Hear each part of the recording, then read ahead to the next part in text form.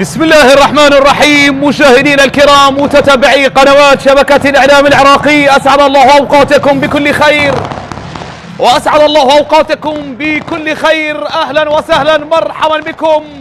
هنا تعود الحياة من جديد إلى المستطيل الأخضر مع صافرة البداية لموسم كروي استثنائي جديد. تتسابق الفرق وتتصارع الأقدام بحثا عن الفوز، والكل يمني النفس بالوصول إلى منصات التتويج لتبدأ الملحمة الكروية الشريفة، وترتفع الرايات وتعلو أصوات الهتافات هنا في كل ملعب. هنا تتوجه الأنظار وتتجه القلوب صوب المستطيل الأخضر، حيث لا صوت يعلو فوق صوت المنافسة. هنا يصنع التاريخ وتولد الأبطال وتتجدد الأحلام مع انطلاقة صافرة البداية لموسم 26-27 سادة الكرام والمتابعين، هنا عبر قنوات شبكة الإعلام العراقي، وهنا في ثالث أيام الجولة الأولى وأيضا ختام المواجهات لهذا اليوم الثالث، وفي لقاء مرتقب هنا في ملعب فرانسو حريري. نادي أربيل يستضيف نادي الكهرباء لحساب آخر مباريات الجولة الأولى واليوم الثالث. سادة الكرام والمتابعين، تعود إليكم قنوات شبكة إعلام العراقي لتنقل إليكم بنقل حصري ومميز لأحداث منافسات بطولة دور النجوم. هنا في منافسة قوية ومحتدمة، الإمبراطور نادي أربيل على ميدانه على ملعبه يسعى ويريد الانطلاق من هذه المواجهة نحو الحلم الخامس والنجمة الخامسة واللقب الخامس للإمبراطور، بينما فريق نادي الكهرباء الذي يدخل اليوم بأسماء وعناصر وخبرة مدربة حسن أحمد يسعى لانطلاقة مميزة، ومن هناك مهند عبد الرحيم الذي يقود الهجوم لفريق نادي الكهرباء، وأيضا في مباراة فيها من النجوم، من المحترفين، من المخضرمين، من الخبرة والدماء الجديدة ما يزين مدرجاتها وأرضية ملعبها في هذه الموقعة. حسن أحمد يدخل اليوم بعناصر وأسماء أيضا بين عناصر خبرة وأيضا عناصر واعدة بقيادة أيضا المهاجم والمتميز أيضا مهند عبد الرحيم. بحراسة المرمى اليوم أمجد رحيم لفريق نادي الكهرباء، إلى جانب ميلو نيداي السنغالي، وأيضا التونسي ثامر الصالحي، حميد علي وعباس قاسم، سجاد خليل وروبن كواه، علي مهدي وأحمد عايد، دييغو سانتوس، وأخيرا مهند عبد الرحيم. يطالع ساعته من هناك الحكم الدولي أحمد كاظم الذي يدير هذه المواجهة، أول مباريات في هذا الموسم. من هناك بالطرف المقابل المستضيف فريق نادي أربيل بقيادة المدرب لؤي صلاح يسعى لكتابة تاريخ جديد ومميز أيضا بقيادة هذا المدرب الذي يواجه فريق السابق والذي أيضا عاش معه أفضل الذكريات والأيام المميزة، منها وصافة بطولة الكأس في موسم 21-22. عناصر وأنصار أيضا فريق نادي أربيل متفائلة متعطشة ومتحمسة ومنتظرة بشغف كبير انطلاقة منافسات الدوري لتعود إلى المدرجات النابضة بالحماس والشغف الكبيرين، وأيضا لاستذكار واستحضار ما حقق الفريق في السنوات الماضية والسنوات الرائعة. تنطلق صافرة الدكتور أحمد كاظم معلنة عن انطلاقة هذه المواجهة الأخيرة في هذه الجولة، هي الجولة الأولى. أيضا هناك تنطلق بنفس هذا التوقيت مباراة الشرطة ونادي كربلاء في المباراة التي يحتضنها ملعب نادي الشرطة بذات التوقيت.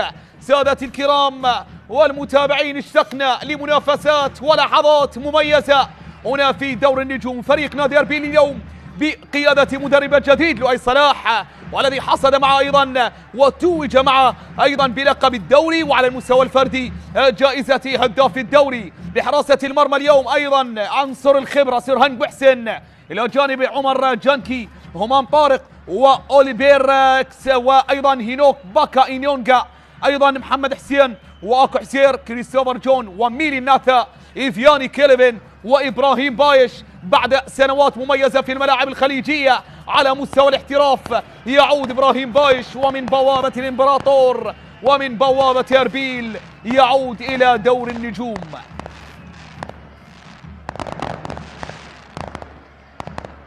لؤي صلاح من هناك في هذا الميدان، في هذا الملعب، صال وجال. أيضا تغنت الجماهير باسم هذا المدرب اليوم واللاعب سابقا لهذا الفريق، لهذا الكبير فريق نادي أربيل. اليوم يجلس لقيادة الفريق، نعم يتواجد في كرسي تدريب لقيادة فريق نادي أربيل في أول المباريات، في أول المواجهات. يسعى الإمبراطور للعودة إلى منصة التتويج، عودة على اليسار، انطلاقة لمصلحة فريق نادي الكهرباء الذي يهاجم بالقميص النيلي الأزرق. على اليسار فريق نادي أربيل بالقميص الأصفر المعتاد. على اليمين يدخل ويحاول، وهنا في أجواء رائعة ومميزة تدخل من خلالها أنصار وجماهير فريق نادي أربيل. أيضا من هناك المدرب السيد حسن أحمد الذي يطالع، وأيضا يريد في محطة جديدة لهذا الرجل، يريد من خلالها كتابة أيضا تاريخ وكتابة أيضا سجل مميز كما كتب هذا الرجل كمدرب وأيضا كلاعب. كرة للأمام، همام طارق عملية الاستلام، يتقدم على جهة اليسار، محاولة المراوغة والمرور، كريستوفر جون بالمتابعة والتمرير لمتابعة هذا المشروع، مشروع الهدف الأول. وصلت على جهة اليمين عن طريق كيلفن النيجيري، يحاول يبحث عرضية، محاولة ولكن عند أمجد رحيم تستقر الكرة الماضية بسهولة عند فريق نادي الكهرباء. محاولة أولى لمصلحة فريق نادي أربيل. الإمبراطور يهاجم ويبدأ بقوة ويحاول عودة من جديد لفريق نادي الكهرباء. إذا منافسات قوية ورائعة شهدتها الجولة الأولى، فقط 3 انتصارات حققت، 3 انتصارات سجلت، 3 انتصارات نعم زينت جدول الترتيب الذي يتصدر من خلال فريق نادي النفط ب3 نقاط وبهدفين ولم يستقبل حتى الآن. 3 نقاط لفريق نادي النفط، ديالا بالمركز الثاني بعد انتصاره أيضا، وفريق نادي زاخو بالمركز الثالث. إذن أول 3 مراكز فيها 3 نقاط كاملة، وباقي المراكز تعادلات وهزائم. عودة للأمام، تمريرة خطيرة، التدخل والإبعاد من جانب الدفاع، والمتابعة لا زالت قائمة. عودة من جديد إلى خارج أرضية الملعب، بعد ذلك تتحول إلى رمية جانبية، رمية جانبية وتدخل، إبعاد من جانب سجاد خليل. عودة من جديد، هذا هو النيجيري إيفياني كيلفن الذي يحاول في الكرة الماضية. تعود الكرة من جديد، محاولة على جهة اليمين، محاولة وتمرير، التمهيد والتحضير، ولكن تسديدة بعد ذلك مرة تحولت إلى خارج أرضية الملعب.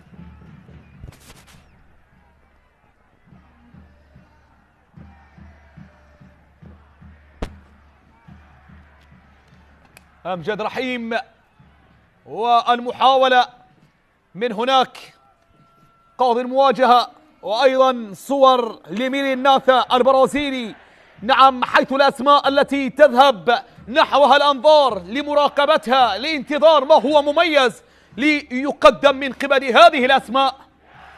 على غرار دييغو سانتوس، أيضا اللاعب أحمد عايد أفضل لاعب واعد، حاز جائزة أفضل لاعب واعد في الجوائز الفردية في الموسم الماضي. كان نصيب للفريقين من الجوائز الفردية. أيضا اللاعب مصطفى قابيل الذي حاز جائزة أفضل لاعب شاب. عودة من جديد، تصل الكرة في وسط الملعب، محاولة المرور والمراوغة على ميلة الاستعادة، وتمرير من جانب محمد حسين. عودة في وسط الملعب، صافرة تأتي بعد ذلك وخطأ لمصلحة فريق نادي أربيل. يتدخل ويرتكب الخطأ اللاعب علي مهدي. عودة من جديد، همام طارق، عملية الاستلام والتمرير، ولكن متابعة من هناك ورقابة حاضرة من جانب اللاعب حميد علي. عادت من جديد محاولة كريستوفر جون، عرضية خطيرة جدا، ولكن المتابعة تأتي من جانب الدفاع ومراقبة أمام دييغو أو أمام اللاعب ميلين ناثا البرازيلي.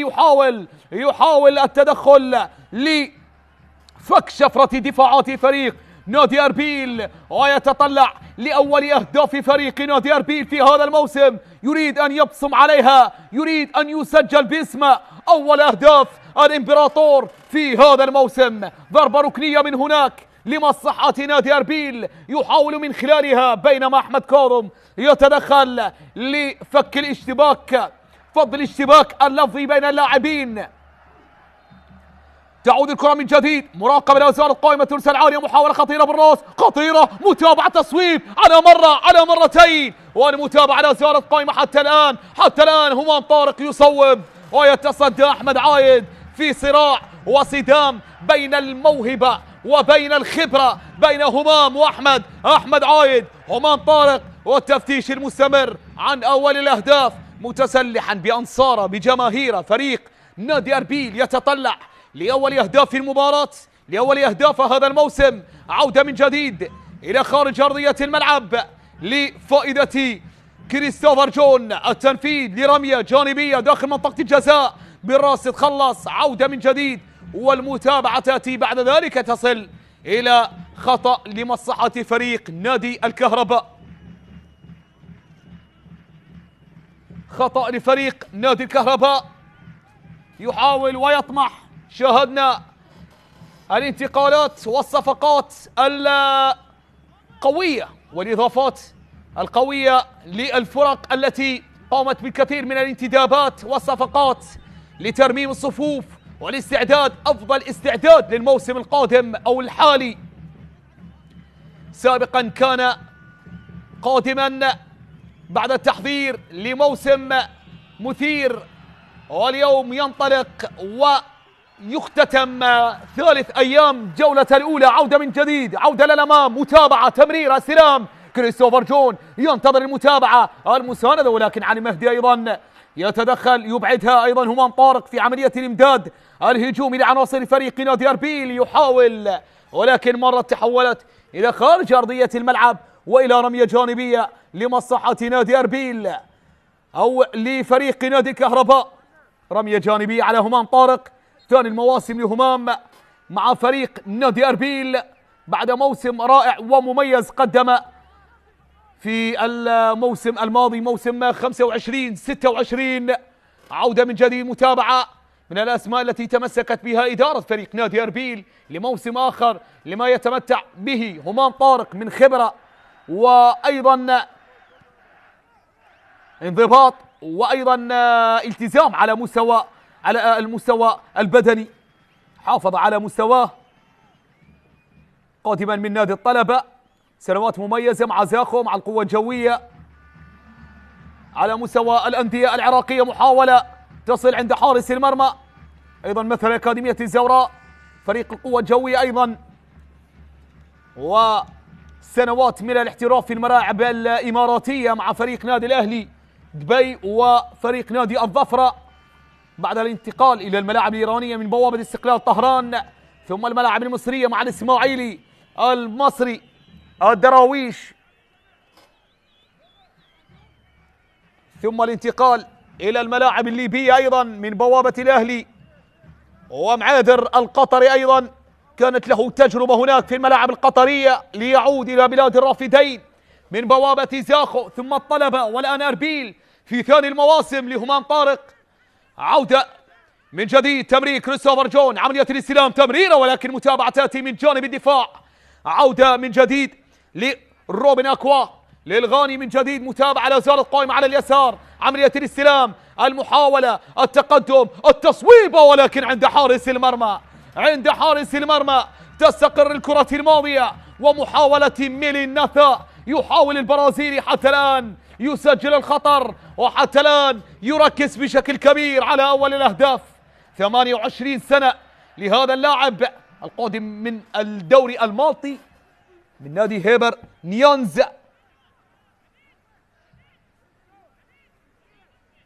من الأسماء التي يدعم بها صفوف فريق نادي أربيل اللاعب ميلين ناثا، يحاول في الكرة الماضية. فريق نادي أربيل أيضا كان له نصيب أيضا من الجوائز كأفضل لاعب شاب مصطفى قابيل، وأيضا هداف لبطولة الدوري اللاعب الأوزبكي شيرزو تيميروف، والذي انتقل حديثا لصفوف فريق نادي زاخو. عودة من جديد، تمريرة في وسط الملعب. ليس بالجديد على فريق نادي أربيل أن يكون للاعبيه حصة من جائزة أفضل لاعب أو من جائزة الهداف، كيف لا؟ فريق نادي أربيل 5 مرات حصد لاعبوه لاعبيه جائزة أفضل هداف في بطولة الدوري، ونحن نتحدث عن سنوات رائعة لفريق نادي أربيل كمتوج بلقب الدوري، وأيضا يتوج لاعبوه بجائزة أفضل هداف. وخير مثال المدرب الحالي لفريق نادي أربيل المدرب لؤي صلاح، كانت له جائزة أفضل هداف في بطولة الدوري 2010-2011. حصد جائزة الهداف لؤي صلاح 17 هدف، كما أيضا لديه ذكريات مميزة مع فريق نادي أربيل والتتويج بلقب الدوري 3 مرات 2007-2008 و2008-2009 و2011 و2012. والمرة الوحيدة التي لم يتوج بها مع فريق نادي أربيل بلقب الدوري هي المرة الوحيدة التي حاز بها جائزة أفضل هداف بطولة الدوري ب17 هدف. نترك الأرقام والإحصائيات ونعود إلى منافسات وملاحم تتجدد هنا على المستطيل الأخضر في دور النجوم. منافسات مستمرة ومواجهات رائعة شهدتها الجولة الأولى، وننتظر ما ستؤول إليه الأمور في الموسم الحالي وفي قادم المباريات وفي قادم المواعيد. سننتظر ونتابع عودة من جديد.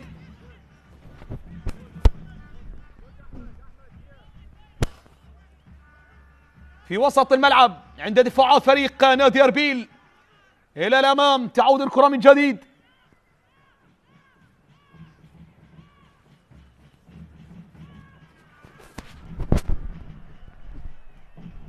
تمريرة للأمام كريستوفر جون، ولكن تغطية رائعة في الكرة الماضية عن طريق حميد علي بمتابعة ودبل كيك رائع في رقابة مستمرة للدفاعات لفريق نادي الكهرباء. ألف سلامة للاعب مهند عبد الرحيم في الكرة الماضية. الإصابة لمهند عبد الرحيم في اللقطة الماضية. بالمناسبة مهند عبد الرحيم زامل المدرب لؤي صلاح كلاعبين لفريق نادي الزوراء في موسم 2018-2017 أيضا في سنوات مضت. لؤي صلاح ومهند عبد الرحيم مثلا فريق نادي الزوراء ودافعا عن شعار النادي في سنوات مضت. اليوم لؤي صلاح يدرب فريق نادي أربيل، ومهند عبد الرحيم يقود هجوم فريق نادي الكهرباء. عودة رمية جانبية لمصلحة فريق نادي الكهرباء داخل منطقة الجزاء. هذا مهند يحاول متابعة من جانب دييغو سانتوس، محاولة عرضية، محاولة راسية، ولكن همام يتدخل. عودة من جديد، متابعة من هناك عن طريق كريستوفر جون. انطلق النيجيري إلى الأمام، ينطلق، يراوغ، يحافظ عليها، يعرقل، يسقط، ولكن لا وجود لمخالفة. يقول الدكتور أحمد كوظم تعاد الكرة لمصلحة فريق نادي الكهرباء. عودة من جديد للكهرباء مجددا في وسط الميدان. علي مهدي، والعودة لثامر الصالحي قادم من فريق نادي ديالا. هذه الكرة الماضية وعلي مهدي وكريستوفر جون، والصراع البدني في الكرة الماضية والفردي أيضا. عودة من جديد على الجهة اليسار لفريق نادي كهرباء، عملية الاستعادة والتمرير. متابعة من جديد عند دفاعات فريق نادي أربيل. لدفاعات أربيل مجددا عادت عند حارس المرمى، عند سرهنج، عند الخبير 39 سنة لسرهنج محسن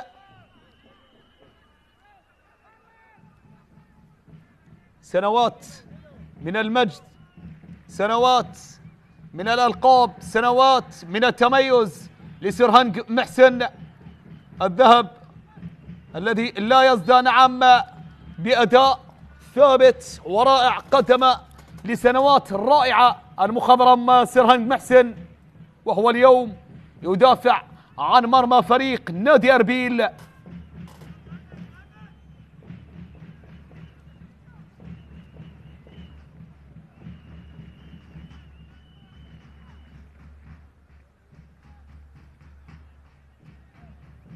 أربع مرات توج مع فريق نادي أربيل بلقب الدوري.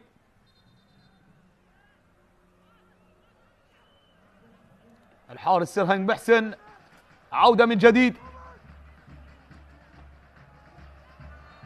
لفريق نادي أربيل عن طريق همام طارق، ترسل عالية داخل منطقة الجزاء، متابعة حاضرة من جانب الدفاع، عملية الاستعادة والسيطرة على الكرة، عودة من جديد إلى الخارج، تحولت إلى رمية جانبية، رمية جانبية تعود الكرة من جديد. هذا هو اللاعب روبن أكوا الغاني، عناصر رائعة تمسكت بها إدارة فريق نادي الكهرباء الموسم الماضي، أنهى الموسم بالمركز السابع عشر وقاب قوسين من خوض مباراة فاصلة، ولكن تمكن من جمع أكبر عدد من النقاط في الجولات الأخيرة، وتمكن من التركيز بشكل كبير وحصد النقاط وعدم إهدارها، ليجمع رصيد رائع من النقاط جعله يبتعد أكثر عن زحمة البقاء والهبوط والمباريات الفاصلة ومباراة البلاي أوت. عودة من جديد عند حارس المرمى عند سرهنج، 4 مرات بطولة الدوري مع فريق نادي أربيل.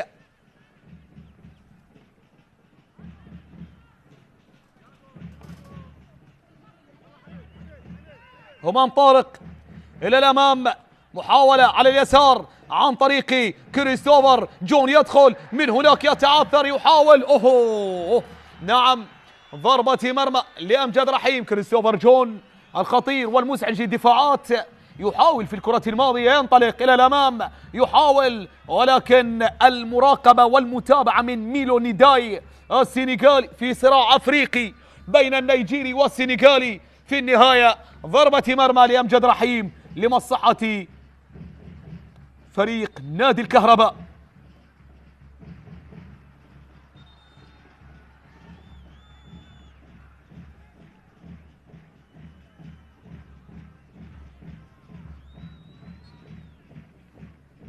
أمجد رحيم تصل الكرة من جديد، لا زال التعادل مسيطر على أحداث هذه المواجهة حتى الآن سادتي الكرام. 20 دقيقة مرت وانقضت من عمر هذه الموقعة الختامية لهذا الأسبوع للجولة الأولى من دور النجوم، دوري نجوم العراق لموسم 26-27. تعود الكرة من جديد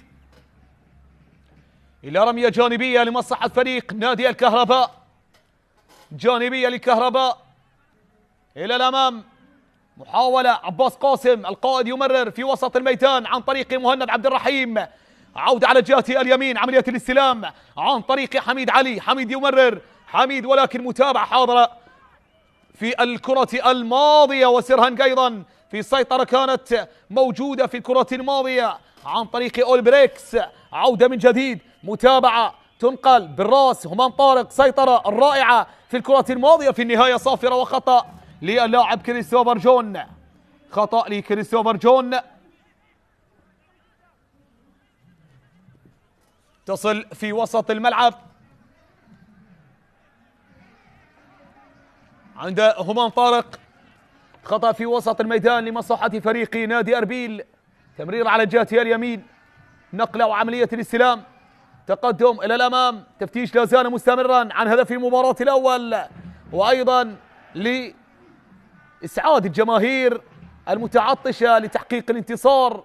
بالمناسبة فريق نادي أربيل الموسم الماضي قدم انطلاقة مميزة وسيطر على صدارة الدوري وحقق أرقام مميزة وجيدة، وكان رقما معقدا وصعبا للمنافسين، ولكن فريق نادي أربيل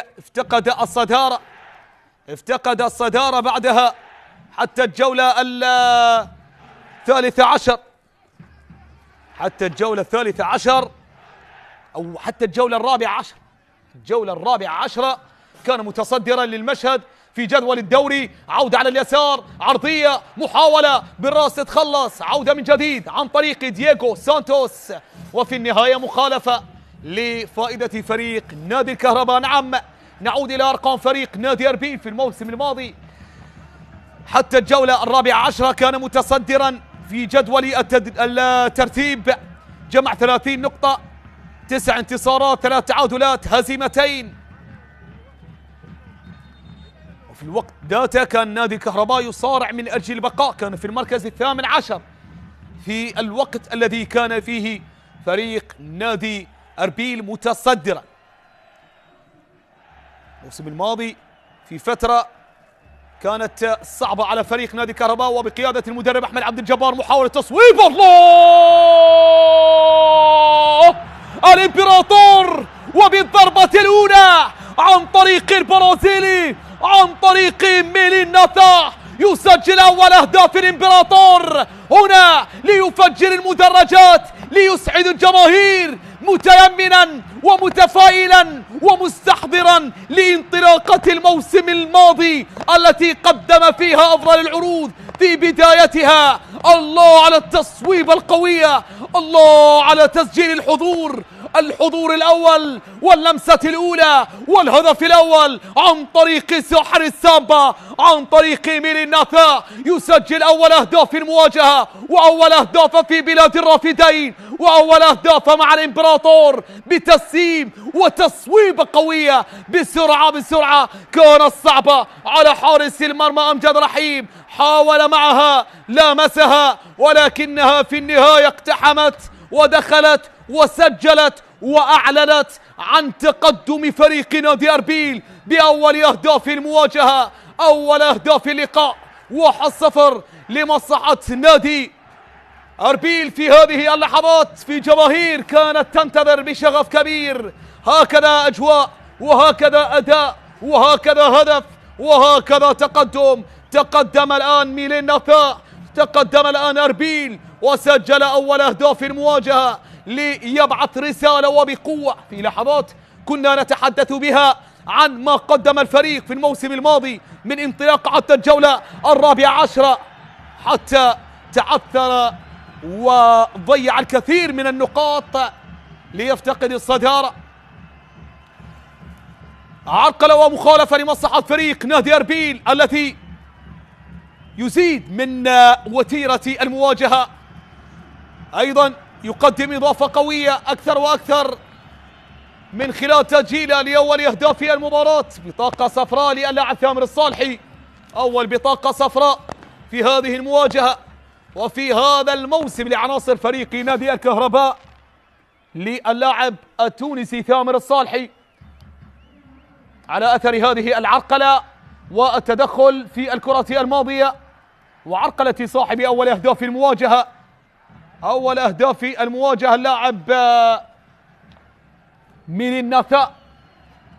مخالفة من هناك، بدأ نادي أربيل يهاجم أكثر وأكثر، وأيضا الثقة تزداد أكثر لدى فريق نادي أربيل. مخالفة إفياني كيريبن على تنفيذها، النيجيري يرسلها عالية، محاولة رأسية ولكنها جانبت القائم الأيسر ومرت تحولت إلى خارج أرضية الملعب إلى ضربة مرمى لمصلحة أمجد رحيم.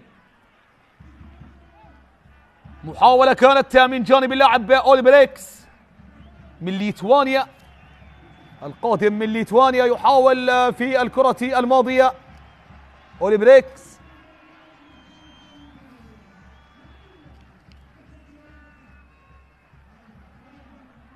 قادم أيضا من الدوري الألباني من نادي ألبا ثاني، ولكن هو من ليتوانيا. 29 سنة لهذا اللاعب، متر 92، طول قامة وقوة بدنية، ممكن من الأسماء التي ستعوض رحيل شوبانوف الذي غادر في نهاية الموسم الماضي. عودة من جديد في وسط الملعب. كريستوفر جون، عملية الاستلام، متابعة. كريستوفر يحاول يطلب المساندة، يبحث، يفتش عن الزملاء، يحتفظ بها، يحاول حتى الآن، حتى عرقل من جانب اللاعب أكوا، روبن أكوا في الكرة الماضية والصدام. ومن هناك اللاعب دييغو سانتوس.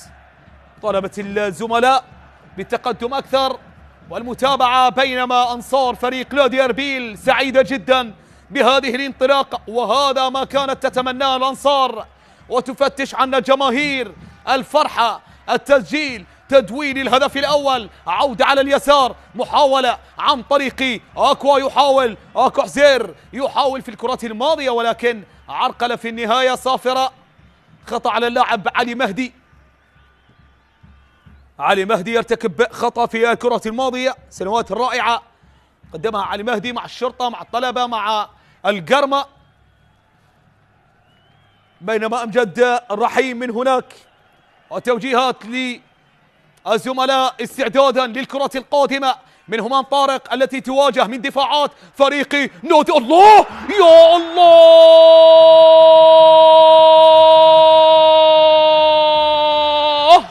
إنه موسم العودة إلى الأمجاد، إنه موسم العودة إلى منصات التتويج. أكو حزير بتصويبة قوية يريد من خلالها أن يبعث التحدي والمنافسة من جديد ليبصم على أجمل أهداف الدوري حتى الآن، وبهدف رائع. أي انطلاقة، أي بداية، هكذا أهداف تأتي في الختام ليس في البداية. أي بداية يا أكو حزير، أي بداية يا أربيل، أي بداية للإمبراطور. يا الله، العارضة وأمجد رحيم وفريق نادي الكهرباء عاجزون أمام هذه التصويبة القوية الخارقة المدمرة لمرمى فريق نادي الكهرباء، والتي تبعث هدف ثاني لمصلحة الإمبراطور بتصويبة رائعة جدا، خارقة جدا، حارقة جدا لشباك أمجد رحيم، لشباك الكهرباء، لتعلن عن ثاني الأهداف وسط فرحة وأيضا تفاؤل وتفاعل من جانب لؤي صلاح. يريد العودة إلى سنوات الأمجاد التي حصدها مع الإمبراطور كلاعب، الآن يريد أن يصنعها ويرسمها أيضا كمدرب يجلس على كرسي التدريب، يقود الفريق ويريد أن يعود من جديد إلى منافسات بطولة الدوري. أي تصويبة يا أكو حزير، أي إمبراطور، أي أربيل، أي عودة، وأي فريق قادم وبقوة وبثنائية نظيفة يتقدم في نصف ساعة أولى، في نصف ساعة أولى في هذه اللحظات. حتى سرهنج يريد العودة، يريد أن يستذكر أيضا ويستحضر السنوات الكبيرة والرائعة والأربعة التي توج بها مع فريق نادي أربيل.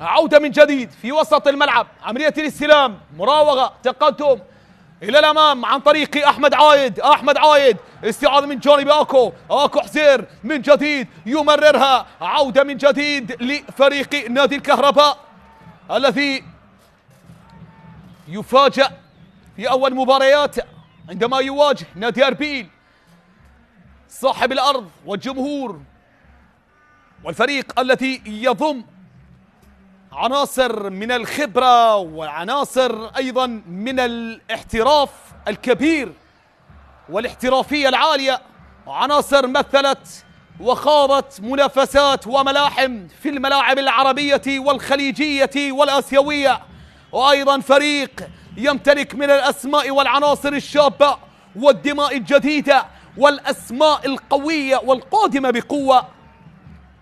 وأيضا من هناك عند القائد سرهنج محسن، عند القائد الذي يعود إلى بيته، يعود إلى داره، يعود من جديد بعد سنوات رائعة جدا قضاها أيضا مع الأندية، النجف، أمانة بغداد، مع نادي الشرطة أيضا، ليعود من حيث انطلق، من حيث بدأ، من حيث ناثان يحاول تصويب. الله الله الله، ولكن أمجد هذه المرة يتصدى، هذه المرة يتألق، هذه المرة يمنع الهدف الثالث ويتصدى أيضا ويمنع تعقيد الأمور على حسن أحمد أكثر وأكثر، الذي يناظر ويتابع ويحاول تصحيح الأخطاء ومواجهة هذه العاصفة، هذه العاصفة المدمرة والقادمة بقوة. عودة من جديد، تمريرة أحمد عايد، أحمد يسقط يتعثر في وقت غير مناسب،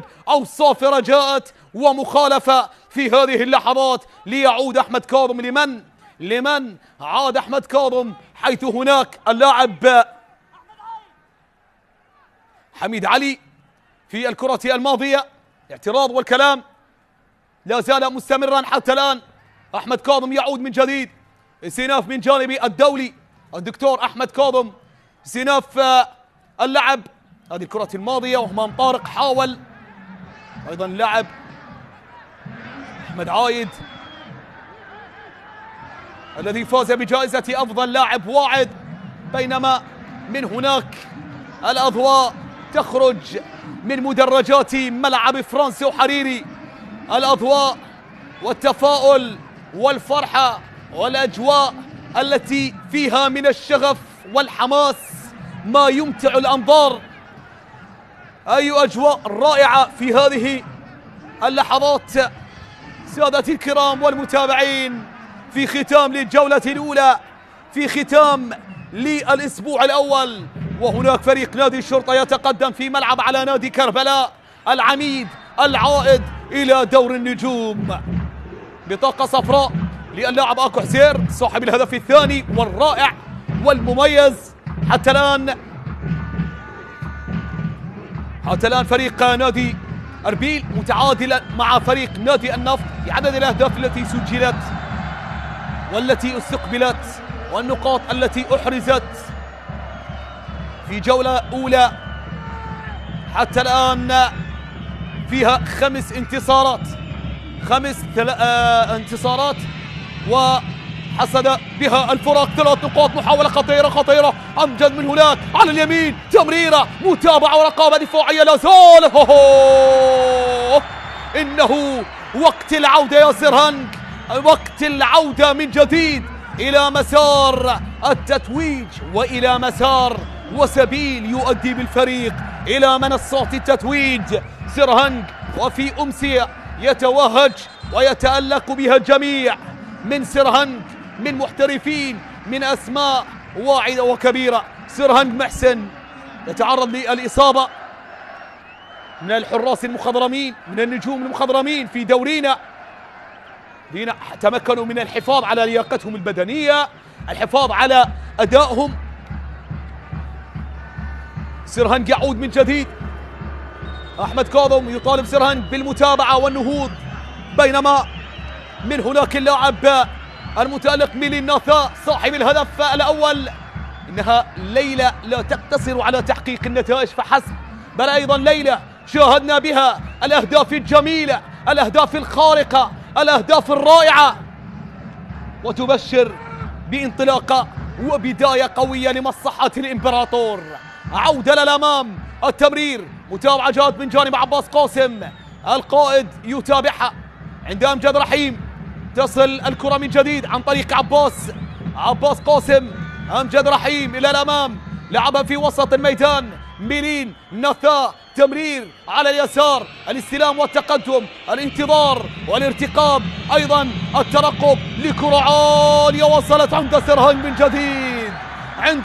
من جديد، يلتقطها، يحافظ عليها.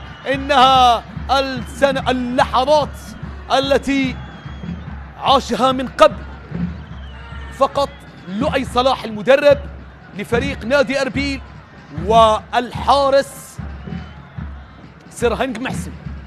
سألوهم عن سنوات رائعة عاشوها على هذا الملعب، التتويج 4 مرات بلقب الدوري، وأيضا هنا ياما أسعدوا الجماهير، ياما أفرحوا الأنصار وزينوا المدرجات بعبارات التفاؤل والتفاعل والحماس والشغف والمنافسة القوية. عودة على اليسار، محاولة من جانب همام طارق إلى خارج أرضية الملعب، تحولت بعد ذلك إلى ضربة ركنية.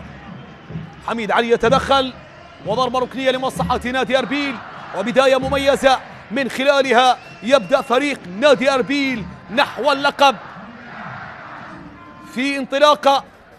وضربة ركنية إيفياني كيلفن يحاول في هذه اللحظات، كيلفن في ضربة ركنية، أو كريستوفر جون هو الذي سينفذها، هو الذي سيلعبها، هو الذي سينفذ الضربة الركنية التي ترسل عالية، ولكن أمجد رحيم يتدخل بقبضة يده اليمنى. عودة من جديد على اليمين، تمريرة، دخول، محاولة، تصويبة، ولكنها إلى خارج أرضية الملعب، تحولت إلى ضربة مرمى. عمر جنكي يحاول في الكرة الماضية، عمر يصوبها ولكنها بعيدة إلى خارج أرضية الملعب. عمر جنكي من أبناء النادي الذين تدرجوا في الفئات العمرية، تصويبة بعيدة عن طريق دييغو سانتوس. دييغو تصويبة لخارج أرضية الملعب، تحولت إلى ضربة مرمى.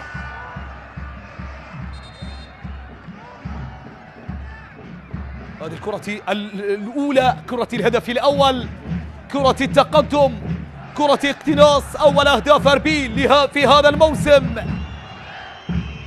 عن طريق ميلي الناثا الذي وقع على حضوره وأثبت التألق في ظهوره الأول بقميص نادي أربيل ليسجل أول الأهداف. عقبه آكو حسين بهدف رائع جدا وجميل. فريق نادي أربيل بأداء مميز ورائع في انطلاقة تعتبر انطلاقة قوية ومثالية صراحة على مستوى حتى الأهداف التي سجلت في هذه المواجهة، هي أهداف رائعة جدا لفريق نادي أربيل. قمة بالانسجام والانضباط العالي حتى الآن، وتنفيذ أيضا الواجبات على أكمل وجه، والمتطلبات التي طبعا يطالبهم بها المدرب القدير لؤي صلاح بعد سنوات من العطاء أيضا مع فريق نادي الكهرباء، حرز موسمين مع فريق نادي الكهرباء المدرب لؤي صلاح.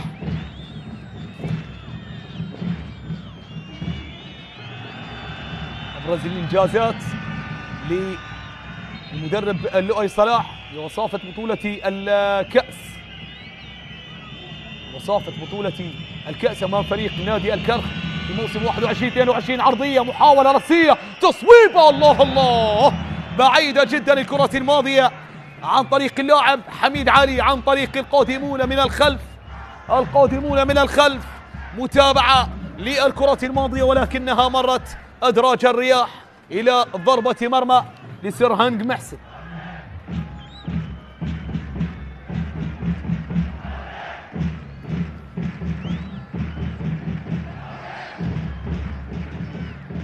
لؤي صلاح يسعى بهذه الكتيبة بهذه العناصر، يتوج بلقب الدوري كمدرب بعد أن توج بلقب الدوري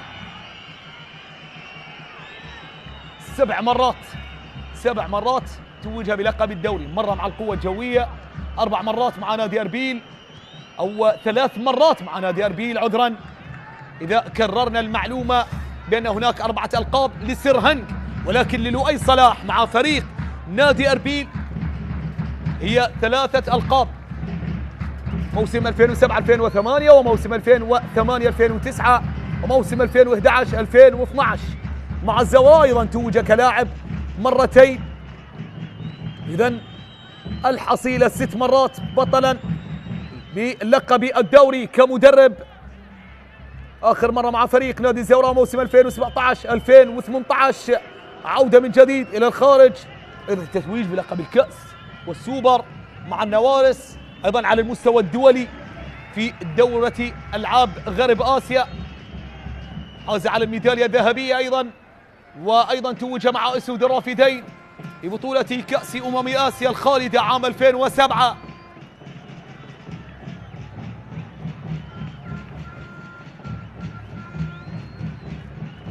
في وسط الملعب، تصل الكرة من جديد عن طريق حميد علي، تمريرة في وسط الملعب لفريق نادي الكهرباء، عودة للخلف، عملية الاستلام لثامر الصالحي، عباس قاسم، استلام من علي مهدي، علي مهدي والعودة للخلف، علي مهدي من جديد، تصل الكرة عن طريق ثامر الصالحي إلى الأمام، لعبها في وسط الملعب، محاولة الارتقاء والاستعادة، تمريرة في وسط الميدان عن طريق اكو حزير، مرر لهمام، استلمها طارق إلى الأمام، يحاول تمريرة كريستوفر وهمام، والمحاولة والتمرير والعودة من جديد، متابعة لا زالت قائمة، تمريرة ولكن إلى خارج أرضية الملعب، تحولت إلى رمية جانبية لفريق نادي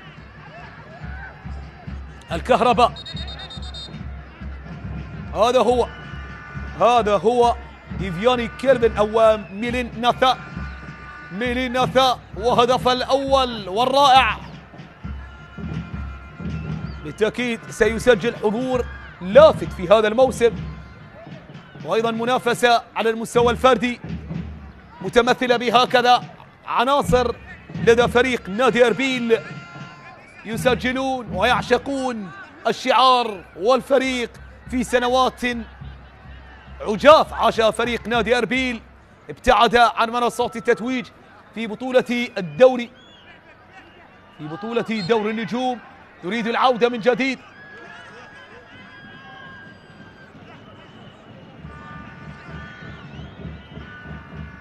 ست مشاركات في بطولة دوري أبطال آسيا، 2 المستوى الثاني، سابقا كأس الاتحاد الآسيوي، مشاركة واحدة في دوري أبطال آسيا النخبة، حاليا دوري أبطال آسيا، سابقا عودة من جديد على اليسار، محاولة دييغو سانتوس، تمرير لأحمد عايد، يحاول أحمد، يحاول الأمام، ولكن صدام مع كريستوفر جون، صدام بين العناصر الواعدة والشابة في هذه اللحظات، مخالفة أحمد عايد، وهذا هو اكو حزير في الكرة الماضية، هدف رائع وسيخلد تاريخ بالنسبة لنادي أربيل كانطلاقة قوية وأولى في هذا الموسم. أحمد عايد، أحمد يرسلها عالية إلى الأمام، ولكن عند سرهنج محسن، موهبة أحمد وخبرة سرهنج، وفي النهاية عادت لمصلحة سرهنج محسن في هذه اللحظات. هذه كرة الهدف الثاني والرائع، العارضة، وأيضا أمجد رحيم، والدخول والاقتحام لمرمى فريق نادي الكهرباء، معلنة عن ثاني الأهداف لمصلحة نادي أربيل بكرة رائعة وبكرة مميزة لمصلحة اكو حزير. عمر جنجي لعبها للأمام، عمر من جديد، متابعة من جانب الدفاع عن طريق إيفياني يهاجم، إيفياني والاستعادة والسيطرة على الكرة من جانب اللاعب سجاد خليل إلى خارج أرضية الملعب، تحولت إلى رمية جانبية تحولت في هذه اللحظات. من جديد تصل الكرة لمصلحة نادي الكهرباء عند أمجد رحيم، من جديد عند دفاعات فريق نادي الكهرباء لثامر الصالحي إلى الأمام، لعبها، متابعة من جانب الدفاع، تصل الكرة عند علي مهدي افتقدها، عادت لميلين، يحاول، يراوغ، يسيطر، يفتقدها، عودة إلى خارج أرضية الملعب، غادرت جانبية لمصلحة همام طارق. هذا هو علي مهدي. كثير من الصراعات الفردية تجد علي مهدي مسيطرا عليها ومتواجدا فيها، عودة من جديد، محاولة تصويبة، ولكن لن تكتمل الثالثة الثابتة. نعم، لا نستبعد إنه يوم الأهداف الرائعة والمثيرة والانطلاقة المميزة والاستثنائية، وهذه المرة عن طريق إبراهيم بايش، قادم من الظفرة الإماراتي، ومن قبل فريق نادي الرياض السعودي، سنوات مميزة في عالم الاحتراف لإبراهيم بايش.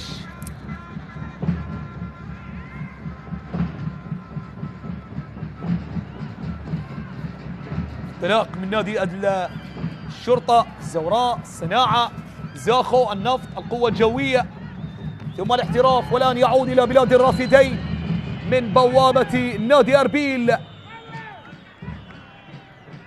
دقيقتين كوقت محتسب بدلا للضائع. انقضى الوقت الدقيقة الأولى، نعيش في الدقيقة الثانية والأخيرة في شوط أول سادة الكرام والمتابعين عبر قنوات شبكة الإعلام العراقي، وختام الجولة الأولى من دور النجوم، دوري نجوم العراق موسم 26-27. انطلاقة مميزة لنادي أربيل يريد أن يختتم من خلالها الجولة الأولى. محاولة كريستوفر، الله الله الله على عرضية ومحاولة، ولكنها مرت بسلام من جانب اللاعب ميلين ناثا. مرت تحولت إلى ضربة مرمى خطيرة كانت الكرة الماضية. تضييق أيضا كان حاضرا من جانب ثامر الصالحي. إذا شوط المباراة الأول يقترب من النهاية، وشوط أصفر بالنتيجة والأداء لصالح نادي أربيل المستضيف هنا في ميدانه بثنائية نظيفة. ينتهي فصل المباراة الأول سادة الكرام بصافرة الدوري أحمد كاظم، معلنة عن نهاية شوط المباراة الأول بتقدم فريق نادي أربيل بهدفين مقابل لا شيء. سجل الأهداف اللاعب ميولين في الدقيقة 23 ثم آكو حزير في الدقيقة 28. سادتي الكرام لا تذهبوا بعيدا، بعد الاستراحة نلتقي، والسلام عليكم ورحمة الله وبركاته.